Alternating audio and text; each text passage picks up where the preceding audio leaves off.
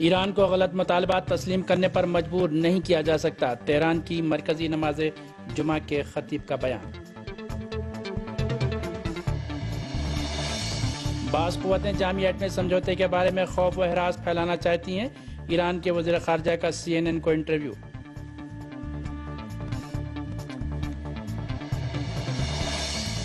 شام میں داعش کے خلاف فوج کے حملوں میں شدت، ادلب میں جبہت النصرہ کے متعدد اہم کمانڈر ہلاک۔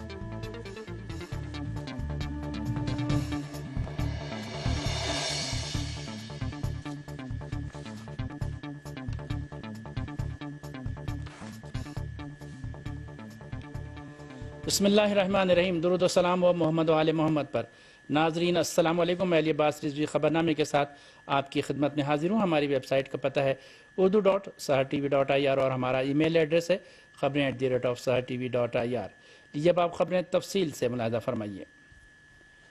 تہران کے خطیب جمعہ آیت اللہ امامی کاشانی نے کہا ہے کہ نیتن یاہو اور اس کے مغربی حامی ایران کو اپنے مطالبات تسلیم کرنے پر کبھی بھی مجبور نہیں کر سکتے۔ تہران کی مرکزی نماز جمعہ کے خطیب آیت اللہ امامی کاشانی نے نماز جمعہ کے پہلے خطبے میں دختر رسول حضرت فاطمہ زہرا سلام اللہ علیہا کے ایام شہادت کی مناسبت سے تعزیت پیش کرتے ہوئے کہا کہ آپ عالم انسانیت کے لیے نمونہ عمل ہیں اور جوان نسل کو آپ کی پیروی کرنی چاہیے۔ تہران کے خطیب جمعہ آیت اللہ امامی کاشانی نے امریکی کانگریس میں صہیونی حکومت کے وزیر اعظم کی تقریر کی طرف اشارہ کرتے ہوئے کہا کہ اسلامی جمہوریہ ایران اسلام، ایمان اور عدل و انصاف پر قائم ہے اور ان چیزوں کا منادی ایران کا آئین اور فقیہ جامع الشرائط ہے۔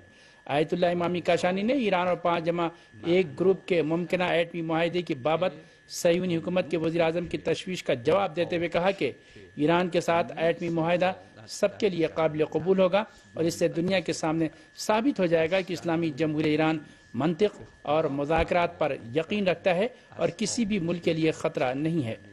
تہران کے خطیب جمعہ نے کہا کہ صہیونی حکومت کے وزیر اعظم کی یہ سوچ کہ اگر ایٹمی معاہدہ نہ ہوا تو ایران مسائل میں گرفتار ہو جائے گا، کہا کہ یہ اس کی آرزو ہے جو کبھی بھی پوری نہیں ہوگی۔ آیت اللہ امامی کاشانی نے کہا کہ اسلامی جمہوریہ ایران عزت، طاقت اور سربلندی کا حامل ہے اور اگر ایٹمی مذاکرات کامیاب بھی نہیں ہوتے ہیں تو ساری دنیا کو یہ بتا دینا چاہتا ہے کہ وہ منطق پر یقین رکھتا ہے اور 5+1 گروپ تسلط پسندی اور سامراجی ذہنیت رکھتا ہے۔ آیت اللہ امامی کاشانی نے کہا کہ صہیونی حکام سے سوال کیا جانا چاہیے کہ اس دنیا سے ان کی مراد کیا ہے جس کے لیے وہ ایران کو خطرہ قرار دیتے ہیں۔ انہوں نے کہا کہ یہ سامراجی ممالک کے حکام ہیں جو دنیا کے لیے خطرہ ہیں اور اقوام عالم پر جنگیں مسلط کرتے ہیں۔ اسلامی جمہوریہ ایران کے وزیر خارجہ نے کہا کہ بعض قوتیں ایٹمی سمجھوتے کے بارے میں خوف و ہراس پھیلانا چاہتی ہیں۔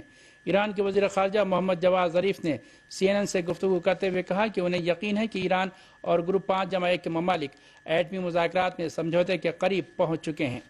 CNN کی اینکر کرسٹن امانپور کے اس انٹرویو کے دوران جو انہوں نے سوئٹزرلینڈ کے شہر مونتیرو سے محمد جواد ظریف سے کیا ہے، انہوں نے جواد ظریف سے اسرائیلی وزیر اعظم نیتن یاہو کے امریکی کانگریس میں دیے گئے اس بیان پر رد عمل جاننا چاہا جس میں نیتن یاہو نے کہا تھا کہ ایران کے ساتھ مغرب کے سمجھوتے سے ممکن ہے کہ ایران ایٹمی ہتھیاروں تک دسترسی حاصل کر لے۔ ایران کے وزیر خارجہ نے ایٹمی مذاکرات پر نیتن یاہو کی باتوں کے اثر انداز ہونے کے بارے میں کہا کہ ان باتوں کا مذاکرات پر کوئی اثر نہیں پڑے گا، لیکن میں یہ سمجھتا ہوں کہ وہ اور ان کے ہم فکر افراد کی یہ کوشش ہے کہ جھوٹے الزامات اور مکر و فریب کے ذریعے خوف و ہراس کا ماحول پیدا کریں اور اس کے ذریعے سمجھوتے کی راہ میں مشکلات کھڑی کریں۔ ایران کے وزیر خارجہ نے کہا کہ مجھے نہیں معلوم وہ ایسا کیوں کر رہے ہیں، البتہ اس کی جو وجہ بیان کی جا سکتی ہے وہ صرف یہ ہے کہ بعض قوتیں ایسی ہیں جو امن و استحکام کے قیام کو اپنے وجود کے لیے خطرہ سمجھ رہی ہیں، جبکہ یہ سمجھوتا کسی کے لیے بھی خطرہ نہیں مگر یہ کہ آپ جنگ و جدال، کشیدگی، عدم اعتماد اور بحران پیدا کرنے کی کوشش کر رہے ہوں۔ اسلامی جمہوریہ ایران کے نائب وزیر خارجہ سید عباس عراقچی نے کہا ہے کہ حتمی معاہدے کے لیے ابھی طولانی راستہ طے کرنا باقی ہے۔ انہوں نے امید ظاہر کی کہ جون کے آخر تک فریقین کسی معاہدے تک پہنچنے میں کامیاب ہو جائیں گے۔ اسلامی جمہوریہ ایران کے نائب وزیر خارجہ اور سینئر ایٹمی مذاکرات کار عباس عراقچی نے پریس ٹی وی سے گفتگو میں کہا ہے کہ ہم نے 5+1 گروپ کے ساتھ تفصیلی مذاکرات کیے ہیں۔ انہوں نے کہا کہ ایٹمی مذاکرات کے بارے میں جو چیز کہی جا سکتی ہے وہ یہ ہے کہ ہم نے اگرچہ کچھ پیش رفت کی ہے لیکن اختلافات بدستور باقی ہیں۔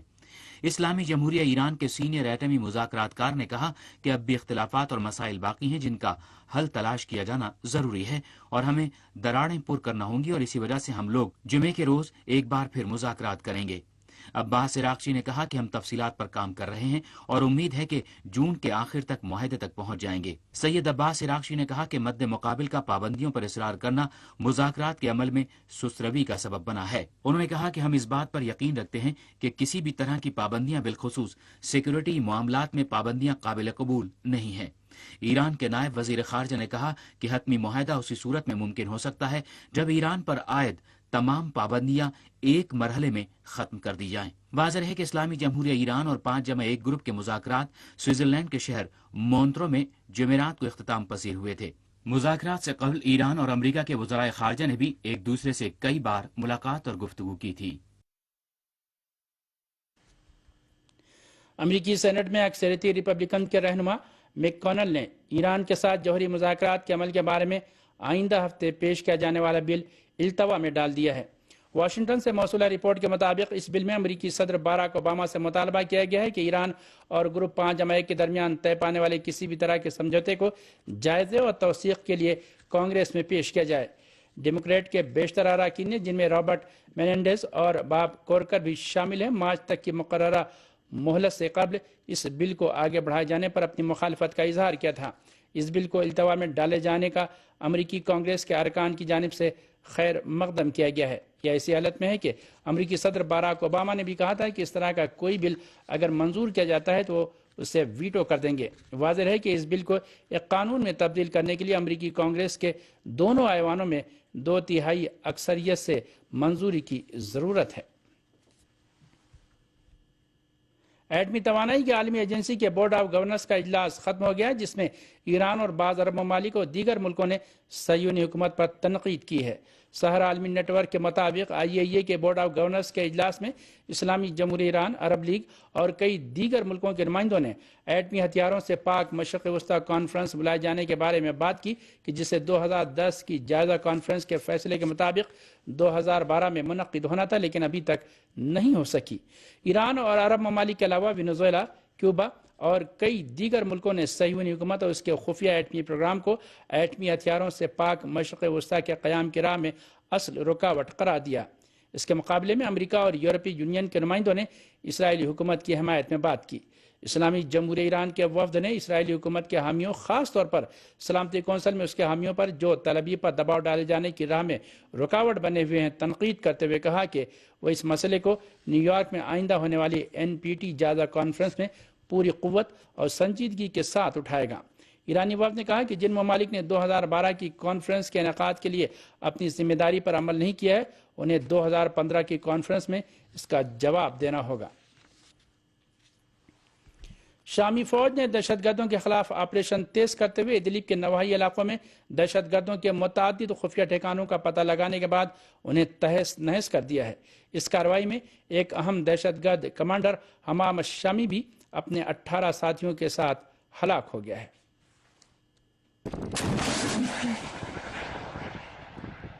دمشق میں فوجی ذرائع نے بتایا ہے کہ دہشت گردوں کے ٹھکانوں پر شامی فوج کے فضائی حملوں میں بڑی تعداد میں دہشت گرد ہلاک ہو گئے ہیں، جن میں کئی کمانڈر من جملہ بدنام زمانہ دہشت گرد حمام الشامی بھی شامل ہے۔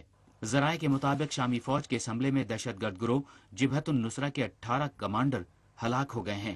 شامی فوج کا یہ حملہ ادلب کے مضافات میں واقع الحبیت نامی علاقے میں انجام پایا، جس میں متعدد دہشت گرد زخمی بھی ہوئے ہیں۔ بتایا جاتا ہے کہ شامی فوج نے حلب میں دہشت گرد گروہوں کے ٹھکانوں پر حملے تیز کر دیے ہیں۔ اطلاعات کے مطابق حلب کے کئی مضافاتی علاقوں میں دہشت گردوں کو بھاری جانی اور مالی نقصان پہنچا ہے۔ حلب میں دہشت گرد گروہوں کے خلاف حملوں میں شدت شام کے انٹیلیجنس ادارے کے ہیڈ کوارٹر پر ہونے والے حملے کے بعد عمل میں آئی ہے۔ اس حملے میں سیکورٹی اہلکاروں اور دہشت گردوں کے درمیان شدید جھڑپیں ہوئیں، جن میں درجنوں افراد مارے گئے تھے۔ ادھر اطلاعات ہیں کہ شامی فوج نے غوطہ شرقیہ کے قریب واقع گاؤں مرج السلطان میں القاعدہ سے وابستہ دہشت گرد گروہ جبہت النصرہ کے خفیہ ٹھکانوں کو تہس نہس کر دیا ہے۔ اس حملے میں بھی بڑی تعداد میں دہشت گرد ہلاک ہو گئے ہیں۔ غوطہ شرقیہ میں دیر الاسافیر اور زیدین نامی قصبوں کو ملانے والی شاہراہ پر بھی شامی فوج نے حملہ کر کے درجنوں دہشت گردوں کو موت کے گھاٹ اتار دیا ہے، جبکہ ان کے ہتھیاروں کے گودام تباہ کر دیے گئے ہیں۔ دمشق میں ایک سیکیورٹی ذریعے نے بتایا ہے کہ لبنان کی سرحد سے ملنے والے پہاڑی علاقے القلمون میں بھی شامی فوج کے حملے میں درجنوں دہشت گرد مارے گئے ہیں، جبکہ ایصال الورود اور راس المعمرہ نامی قصبوں کی پہاڑیوں نیز لبنان کے سرحد سے 11 کلومیٹر دور قارا کی پہاڑیوں میں الزمرانی نامی گزرگاہ میں ہونے والی فوجی کارروائی کے دوران متعدد دہشت گرد ہلاک ہو گئے ہیں۔ شامی فوج کے ذرائع کا کہنا ہے کہ فوج نے جنرل آئل فیلڈ میں تیل کے 2 کنووں اور اسی طرح ہومس کے مشرق میں تدمر کے اطراف کی پہاڑیوں کو آزاد کرانے کے ساتھ ساتھ المہر نامی گیس کی تنصیبات پر داعش دہشت گردوں کے حملوں کو ناکام بنا دیا ہے۔ اور اب مزید خبروں سے پہلے کچھ اہم خبروں کی سرخیوں پر نظر۔ ایران کو غلط مطالبات تسلیم کرنے پر مجبور نہیں کیا جا سکتا، تہران کی مرکزی نماز جمعہ کے خطیب کا بیان۔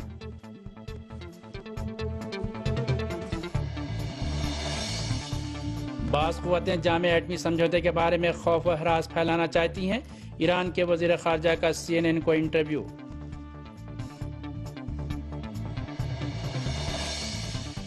شام میں داعش کے خلاف فوج کے حملوں میں شدت، ادلب میں جبہت النصرہ کے متعدد اہم کمانڈر ہلاک۔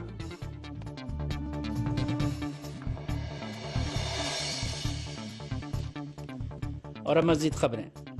روس نے شام میں فوجی ٹھکانوں پر ممکنہ امریکی حملوں کی بابت سخت تشویش ظاہر کی ہے۔ روس کی وزارت خارجہ کے ترجمان الیگزینڈر لوکاشووچ نے ایک بیان میں کہا ہے کہ شامی فوجیوں کے ٹھکانوں پر ممکنہ امریکی حملے باعث تشویش ہیں۔ انہوں نے کہا کہ شام میں امریکہ کا ایسا کوئی بھی اقدام غیر قانونی تصور کیا جائے گا۔ الیگزینڈر لوکاشووچ نے کہا کہ شام کے ایسے مخالفین کے لیے امریکہ اور اس کے اتحادیوں کی جانب سے ہتھیاروں کی فراہمی، جنہیں اعتدال پسند کہا جاتا ہے، ایک اہم مسئلہ ہے جو اس وقت سیاسی حلقوں میں موضوع بحث بنا ہوا ہے۔ قابل ذکر ہے کہ امریکہ نے شام کو خبردار کیا کہ بقول اس کے اعتدال پسند مخالفین پر اگر حملہ ہوا تو شامی فوجیوں کے خلاف کارروائی کی راہ ہموار ہو جائے گی۔ روس نے امریکہ کے اس انتباہ کو تشویشناک بتاتے ہوئے شام کی حکومت اور مخالفین کے درمیان مذاکرات کی ضرورت پر زور دیا ہے۔ شام کے امور میں اقوام متحدہ کے خصوصی نمائندے دمیتسورا نے کہا ہے کہ ایران شام کا بحران حل کرنے میں کلیدی کردار کا حامل ہے۔ انہوں نے ایک بار پھر شام کے صوبے حلب میں جنگ بندی کے مجوزہ منصوبے پر بھی زور دیا۔ اسٹیفن ڈی مسٹورا نے لندن میں عالمی تحقیقات کے شاہی ادارے میں خطاب کرتے ہوئے کہا کہ شام میں امن و امان قائم کرنے کی غرض سے علاقائی سطح پر کی جانے والی کوششوں میں ایران کو شامل کیا جانا چاہیے۔ انہوں نے کہا کہ ایران علاقے کا ایک اہم اور بڑا ملک ہے جو شام میں بے پناہ اثر و رسوخ کا حامل ہے۔ ڈی مسٹورا نے کہا کہ اسی وجہ سے شام کے بحران کو حل کرنے میں ایران کے ساتھ تعاون کیا جانا چاہیے۔ اقوام متحدہ کے خصوصی نمائندے نے کہا کہ اگر شام کے بحران کا کوئی پرامن راہ حل نہیں نکلتا تو اس سے داعش کو فائدہ پہنچے گا۔ انہوں نے کہا کہ شام میں جو بھی مسلح گروہ سرگرم عمل ہیں انہیں چاہیے کہ وہ تشدد میں کمی لانے کے لیے اقوام متحدہ کے ساتھ تعاون کریں۔ اقوام متحدہ کے خصوصی نمائندے نے شام کے اہم شہر حلب میں 6 ہفتے کی جنگ بندی کی تجویز پر ایک بار پھر زور دیا۔ انہوں نے کہا کہ حلب شام کا دوسرا بڑا شہر ہے۔ انہوں نے دعویٰ کیا کہ اگر یہ شہر شام کے ہاتھ میں چلا جاتا ہے تو بڑا المیہ رونما ہوگا۔ انہوں نے اس شہر پر شام کے دوبارہ کنٹرول کو سقوط سے تعبیر کیا۔ قابل ذکر ہے کہ حلب میں کئی ہزار تکفیری دہشت گرد اور میڈیا رپورٹوں کے مطابق ترکی کے سینکڑوں فوجی ماہرین موجود ہیں، اور اگر شام کی فوج اس شہر کا کنٹرول حاصل کر لیتی ہے تو یہ بات ترکی اور تکفیری دہشت گردوں کے دوسرے حامیوں کے لیے نہایت ہی رسوائی کا سبب بن سکتی ہے۔ حلب کی لڑائی میں جب بھی شام کی فوج نے برتری حاصل کی ہے، اقوام متحدہ سرگرم ہو جاتی ہے۔ حلب ایک زمانے میں شام کے اقتصادی مرکز کہلاتا تھا۔ یہ شہر دہشت گردوں کی سرگرمیوں کی وجہ سے 2 حصوں میں تقسیم ہو گیا ہے۔ مغربی حصہ شام کے کنٹرول میں ہے، جبکہ مشرقی حصے پر مغرب نواز دہشت گردوں کا قبضہ ہے، جنہیں سعودی عرب اور ترکی کی بھرپور حمایت حاصل ہے۔ سپاہ پاسداران انقلاب اسلامی کے کمانڈر ان چیف نے کہا ہے کہ دشمن کے پروگراموں کا ایک نمونہ داعش گروہ ہے، جسے اسلامی بیداری اور اسلامی انقلاب کا مقابلہ کرنے کے لیے تشکیل دیا گیا ہے۔ سپاہ پاسداران انقلاب اسلامی کے سربراہ جنرل محمد علی جعفری نے ایران کے شہر رام ہرمز میں ایرانی جانبازوں کے 7ویں اجلاس سے خطاب کرتے ہوئے کہا کہ ایران میں اسلامی انقلاب کی تحریک سید الشہداء حضرت امام حسین علیہ السلام کی تحریک کی پیروی کرتے ہوئے آگے بڑھ رہی ہے، جو اعلیٰ اسلامی اہداف کو حاصل کرنے کے لیے ہے۔ انہوں نے کہا کہ اگر آج پوری دنیا میں ایرانی عوام کو عزت کی نگاہ سے دیکھا جاتا ہے تو اس کا سبب یہی ہے۔ جنرل جعفری نے کہا کہ دشمنوں اور تسلط پسند ملکوں کی دشمنی کے باوجود خدا کا لطف و کرم ہمارے شامل حال ہے۔ ان کا کہنا تھا کہ دشمنوں کا مقصد ملت ایران کے اعتقادات کو نقصان پہنچانا ہے۔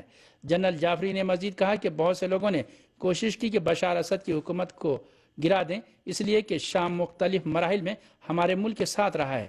انہوں نے کہا کہ شام، عراق اور ایران کے عوام کے درمیان جو گہرا تعلق قائم ہو چکا تھا وہ داعش کے خلاف جنگ کی وجہ سے اور زیادہ مضبوط ہو گیا ہے۔ عراق میں داعش کے ہاتھوں تاریخی شہر نمرود میں آثار قدیمہ کی تباہی کے بعد بغداد نے سلامتی کونسل کے ہنگامی اجلاس کا مطالبہ کیا ہے۔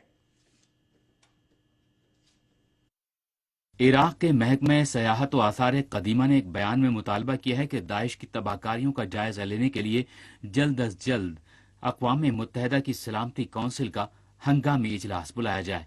اس بیان میں اقوام متحدہ کی سلامتی کونسل سے مطالبہ کیا گیا ہے کہ عراق کے آثار قدیمہ کے بارے میں اپنے فیصلوں پر فوری طور سے عمل درآمد کرے۔ عراق کی وزارت سیاحت کے بیان میں آیا ہے کہ داعش نے عالمی برادری کو چیلنج کرتے ہوئے بلڈوزروں اور سنگین آلات سے شہر نمرود کے آثار قدیمہ تباہ کر دیے ہیں۔ اس بیان میں کہا گیا ہے کہ شہر نمرود کے آثار قدیمہ کی تاریخ میلاد مسیح سے 3 صدیوں قبل تک پہنچتی ہے۔ عراق کی حکومت نے کہا ہے کہ انسانی تہذیب کے نمونوں کو تباہ کرنے کے جرم میں تکفیری دہشت گرد گروہ داعش کے عناصر کو کیفر کردار تک پہنچایا جائے۔ قابل ذکر ہے کہ 2 ہفتے قبل بھی تکفیری دہشت گرد گروہ داعش نے ایک ویڈیو جاری کی تھی جس میں اس کے عناصر کو موصل کے میوزیم میں تاریخی آثار کو تباہ کرتے ہوئے دکھایا گیا تھا۔ عالمی سطح پر سیاسی اور ثقافتی شخصیتوں نے داعش کے ہاتھوں تاریخی آثار کی تباہی کو ایک المیہ قرار دیا ہے۔ ان شخصیتوں نے کہا ہے کہ اسی طرح کا اقدام طالبان کے دہشت گردوں نے بھی کیا تھا اور انہوں نے افغانستان کے صوبہ بامیان میں گوتم بدھ کے تاریخی مجسموں کو تباہ کر دیا تھا۔ امریکہ اور سعودی عرب کی مدد سے تکفیری دہشت گرد گروہ داعش نے شام اور عراق کے کچھ حصوں پر قبضہ کر لیا ہے۔ یہ پسماندہ اور دہشت گرد گروہ ہر اس چیز کو جو اس کی تکفیری اور دقیانوسی فکر سے میل نہیں کھاتی ویران کر دیتا ہے۔ اس سے پہلے داعش کے تکفیریوں نے موصل کے مرکزی کتب خانے پر حملہ کر کے عراق کے تاریخی اخبار نابود کر دیے تھے۔ ان میں سے بعض اخباروں کا تعلق 20ویں صدی کے ابتدائی زمانے سے تھا۔ پسماندہ ذہنیت کے حامل تکفیریوں نے اس تاریخی کتب خانے کی سینکڑوں کتابیں اور خطی نسخے بھی جلا دیے تھے۔ تکفیری دہشت گردوں نے یہ غیر انسانی اقدام یونیورسٹی طلباء کے سامنے انجام دیا تھا۔ تکفیری دہشت گردوں نے موصل کی لائبریری میں موجود سلطنت عثمانیہ کے متعدد نقشے اور کتابوں کو بھی نظر آتش کر دیا تھا۔ مبصرین کا کہنا ہے کہ امریکہ اور صہیونیوں نے تکفیری دہشت گرد گروہ داعش کو وہابیت کے سرمایے سے عرب اور اسلامی ملکوں کی تہذیب و تمدن کو تباہ کرنے کی غرض سے پروان چڑھایا ہے۔ ترکی میں مذہبی رہنما شیخ صلاح الدین اوزگوندوز نے کہا ہے کہ سعودی عرب اور قطر عالم اسلام کے لیے مسائل کھڑے کر رہے ہیں۔ ترکی کے مذہبی رہنما شیخ صلاح الدین اوزگوندوز نے سعودی عرب اور قطر کی جانب سے تکفیری دہشت گردوں کی حمایت کی مذمت کی۔ شیخ صلاح الدین نے کہا کہ سعودی عرب اور قطر اسلامی ملکوں کے خلاف اقدامات کر رہے ہیں اور انہی ملکوں کی سازش کے نتیجے میں مشرق وسطیٰ سے لے کر افریقہ تک اسلامی تاریخی آثار تباہ ہو رہے ہیں۔ ترک مذہبی رہنما نے شام اور عراق میں تکفیری دہشت گردوں کی انسانیت سوز مجرمانہ کارروائیوں کی طرف اشارہ کرتے ہوئے کہا کہ یمن میں بھی سعودی عرب اور قطر عوامی تحریک کے خلاف سازش کر رہے ہیں۔ انہوں نے کہا کہ قطر اور سعودی عرب نے پورے عالم اسلام میں مشکلات کھڑی کر رکھی ہیں اور دہشت گردوں کی حمایت کر رہے ہیں۔ شیخ صلاح الدین اوزگوندوز نے کہا کہ حال ہی میں تکفیری دہشت گرد گروہ داعش نے عراق کے شہر موصل میں مسجدوں اور تاریخی کلیساؤں کو تباہ کر دیا ہے۔ انہوں نے کہا کہ یہ کلیسا 7000 سالہ تاریخ کے حامل ہیں۔ واضح ہے کہ بدنام زمانہ دہشت گرد تکفیری گروہ داعش نے حالیہ دنوں میں موصل کے میوزیم میں تاریخی اور اسلامی آثار تباہ کیے ہیں۔ نیز اسی شہر کے مرکزی کتب خانے پر قبضہ کرنے کے بعد بہت سے قلمی نسخے اور کتابیں بھی نظر آتش کر دی ہیں۔ حکومت عراق نے داعش کے تنگ نظر دہشت گردوں کے ہاتھوں انسانی ورثے کی تباہی کے سلسلے میں سلامتی کونسل کا ہنگامی اجلاس بلانے کا مطالبہ کیا ہے۔ یمن سے موصولہ اطلاعات کے مطابق سعودی حمایت یافتہ سابق صدر بدستور ملت یمن کے خلاف سازش کر رہے ہیں۔ یمن میں عبوری حکومت بنانے پر سیاسی پارٹیوں کے اتفاق کے بعد بھی سابق صدر منصور ہادی سعودی عرب کی حمایت سے ملک و ملت کے خلاف سازش کر رہے ہیں۔ ان کے اقدامات سے یمن میں تفرقہ اور اختلافات کو مزید تقویت مل رہی ہے۔ ادھر یمن کی اعلیٰ انقلابی کمیٹیوں نے ملت یمن سے اپیل کی ہے کہ جمعے کو صنعا میں انقلاب کی حمایت میں مظاہرے کر کے اپنے انقلاب کو آگے بڑھانے پر زور دیں۔ واضح ہے کہ یمن کی سیاسی پارٹیوں نے جمعرات کو صنعا میں ایک اجلاس میں عبوری حکومت بنانے پر اتفاق کیا۔ اس اجلاس میں یمن کے لیے اقوام متحدہ کے خصوصی نمائندے جمال عمر نے بھی شرکت کی تھی۔ یمن کی سیاسی پارٹیوں کے اتفاق رائے کے باوجود سابق صدر منصور ہادی سعودی عرب کی ایما پر اپنے ملک اور عوام کے خلاف سازشی اقدامات کر رہے ہیں۔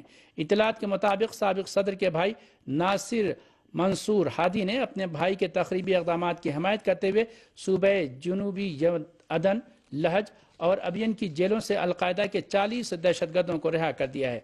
منصور ہادی نے بھی اپنے دور صدارت میں القاعدہ دہشت گرد تنظیم کے بہت سے خطرناک عناصر بالخصوص تحریک یمن کے سرغنہ طارق فضلی کے ایک رشتہ دار کو رہا کروا کر یمن سے باہر بھیج دیا تھا۔ یمن میں تحریک انصار اللہ نے امریکہ اور سعودی عرب کی حمایت یافتہ حکومتوں کی بدعنوانیوں سے تنگ آ کر تحریک شروع کی تھی، جو آج کامیاب ہوتی دکھائی دے رہی ہے۔ تاہم انصار اللہ کی قیادت میں یمنی عوام کے انقلاب کو امریکہ اور اس کے علاقائی پٹھوں کی سازشوں کا سامنا ہے۔ ہندوستان کے زیر انتظام کشمیر میں شدید برفباری کے نتیجے میں سری نگر جموں شاہراہ 5 دن سے بند ہے۔ تفصیلی رپورٹ کے ساتھ سری نگر سے سبت محمد حسن۔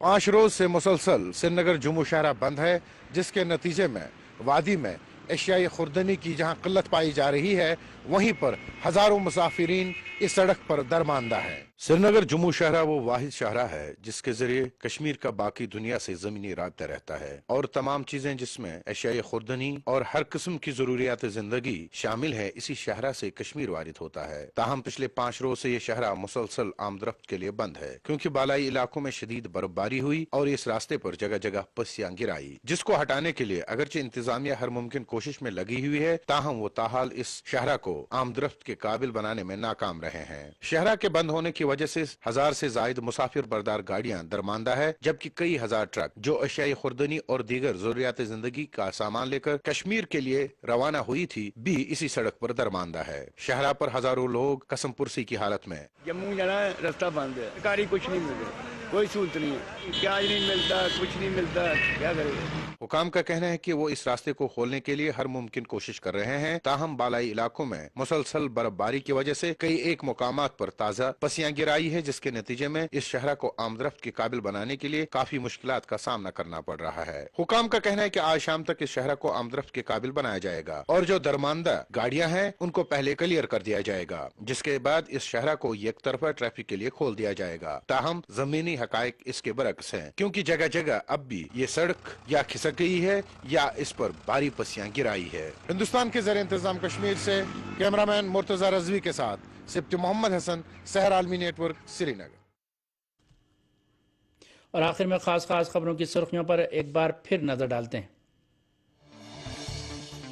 ایران کو غلط مطالبات تسلیم کرنے پر مجبور نہیں کیا جا سکتا، تہران کی مرکزی نماز جمعہ کے خطیب کا بیان۔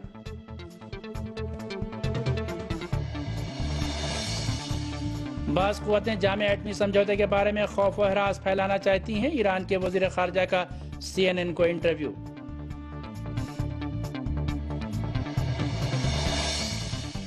شام میں داعش کے خلاف فوج کے حملوں میں شدت، ادلب میں جبہت النصرہ کے متعدد اہم کمانڈر ہلاک۔